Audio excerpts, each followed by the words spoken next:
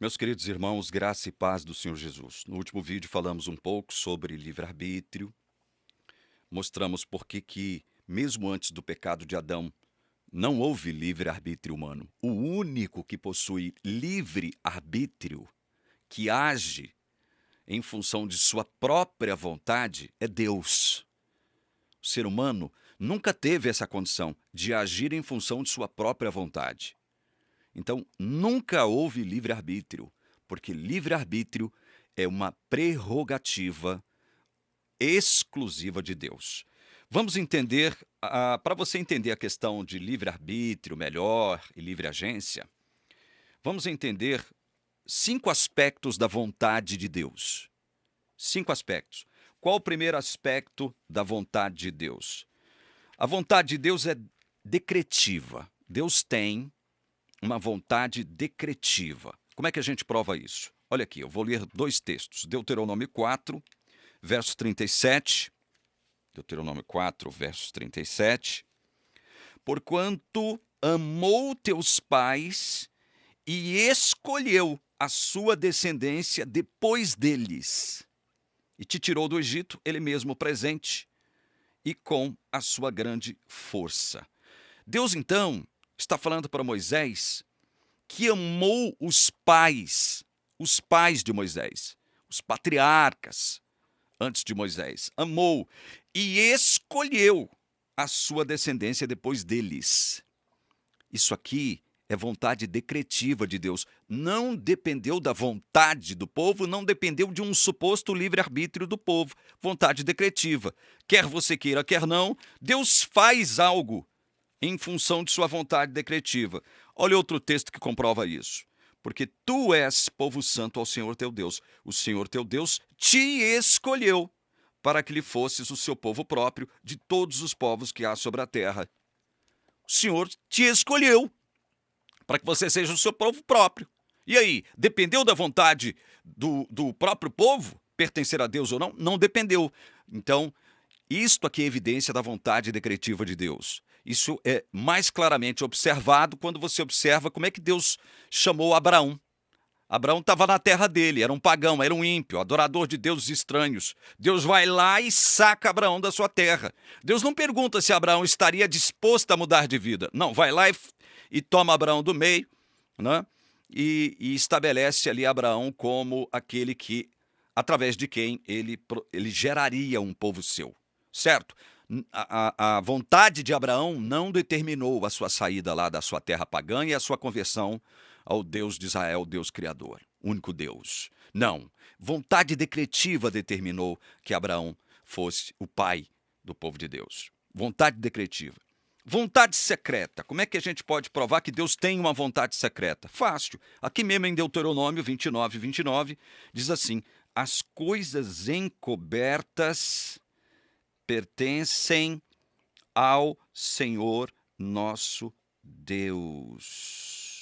As coisas encobertas pertencem ao Senhor nosso Deus. Existem coisas encobertas que pertencem somente a Deus? Sim, isso faz parte da vontade secreta de Deus. Nós não temos como penetrar na vontade secreta de Deus. E temos provas bíblicas acerca disso. Por exemplo, Paulo fala de um homem que subiu até o terceiro céu e ouviu palavras inefáveis que ao homem não é lícito o quê? Pronunciar. Ele diz isso lá em 2 Coríntios 12, de 1 a 3. Se é necessário que me glorie, ainda que não convém, passarei as visões e revelações do Senhor. Conheço um homem em Cristo que há 14 anos foi arrebatado até o terceiro céu, se no corpo ou fora do corpo não sei, Deus o sabe. E sei que o tal homem, se no corpo ou fora do corpo não sei, Deus o sabe, foi arrebatado ao paraíso e ouviu palavras inefáveis, as quais não é lícito ao homem referir. Ele ouve palavras no céu e Deus não permite que ele trate disso, porque isso faz parte da vontade secreta de Deus. Outro exemplo da vontade secreta de Deus é quando você abre em Apocalipse, capítulo 10, versículo 4.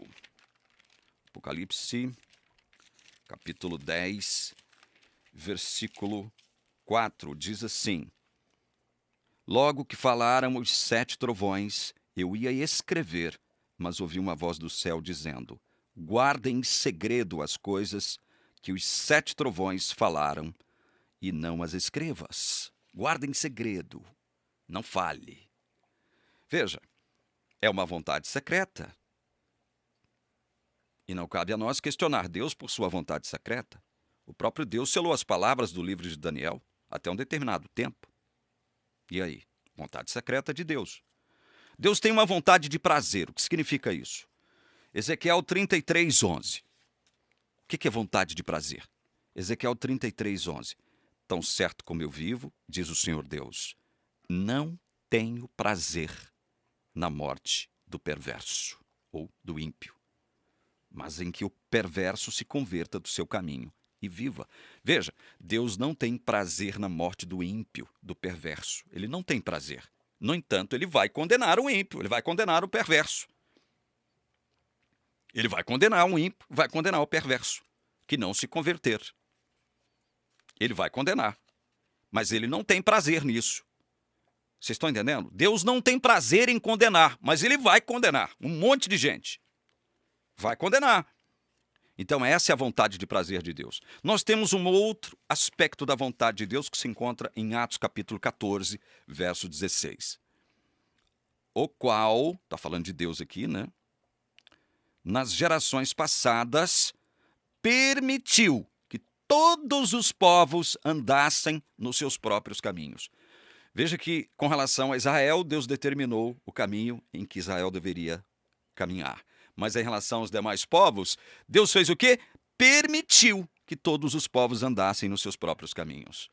Então nós temos um aspecto, mais um aspecto da vontade de Deus, que é o aspecto da vontade permissiva de Deus. Vontade permissiva é vontade de Deus. Deus permitiu que todas as demais nações andassem nos seus próprios caminhos. O que você lê em Deuteronômio 30:19, que você diz que é uma prova de que há livre-arbítrio, os céus e a terra tomo hoje por testemunhas contra ti, que te propus a vida e a morte, a bênção e a maldição. Escolhe, pois, a vida, para que vivas tu e a tua descendência. Isso aqui não é prova de livre-arbítrio. Isso aqui é uma prova da vontade preceptiva de Deus, porque Deus estava aqui, nos capítulos próximos, nesse contexto próximo, determinando o quê? As últimas orientações que o povo deveria obedecer. O povo deveria obedecer os mandamentos, os juízos de Deus, os estatutos de Deus. Então, isso aqui faz parte da vontade preceptiva. Veja, na vontade decretiva você não tem como mudar. Na vontade secreta você não tem como fazer nada. Na vontade de prazer você não tem como fazer nada porque Deus vai condenar o ímpio. Na vontade permissiva você também não pode interferir, você não pode desobedecer. Agora, na vontade preceptiva, é possível desobedecer à vontade preceptiva de Deus. Expressa nas suas leis, nos seus mandamentos, nos seus estatutos.